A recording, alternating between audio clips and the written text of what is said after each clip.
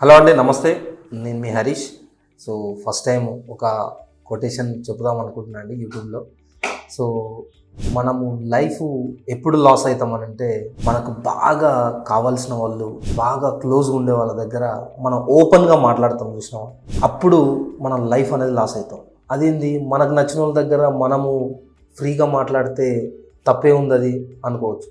కానీ ఈ రోజులలో యాజ్ వన్ ఆఫ్ 2025 జనరేషన్లో ఉన్న ప్రతి ఒక్కరు మనం ఎంత ఓపెన్గా మాట్లాడితే అంత చీప్ ఉంటుంది వాళ్ళకి. ఈ రిలేషన్స్ కావచ్చు, ఫ్రెండ్ సర్కిల్ కావచ్చు, ఎవ్రీథింగ్ ఎవరైనా అలానే తయారయ్యారు, ఒక్క మన పేరెంట్స్ ఒక్కరు తప్ప. సో ఎందుకు చెప్తున్నా అంటే, లైఫ్లో మనకంటూ కొన్ని సీక్రెట్స్ అనేది పెట్టుకోవాలండి. లైఫ్ సీక్రెట్స్ అంటే ఒక మనిషి దగ్గర ఒక లిమిటెడ్ ఎడిషన్ వరకే, ఈవెన్ మన బ్లడ్ రిలేషన్ అయినా పర్లేదు, ఒక లిమిటెడ్ ఎడిషన్ వరకు మాత్రమే మనం మాట్లాడే విధానం పెట్టుకుంటే. సో చాలామంది పెద్ద పెద్ద రైటర్స్ చెప్తుంటారు, నువ్వు ఎంత తక్కువ మాట్లాడితే అంత వాల్యూ ఉంటుందని. ఎస్, అది 100% కరెక్ట్ అండి.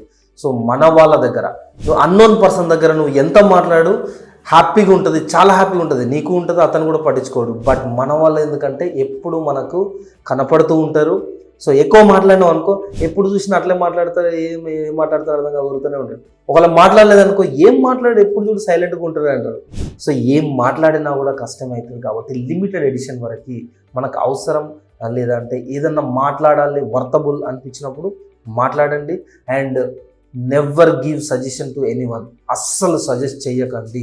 లైఫ్లో లాస్ అయ్యేది అదే, మనకు ఫస్ట్ బ్యాడ్ పడేది అంతే.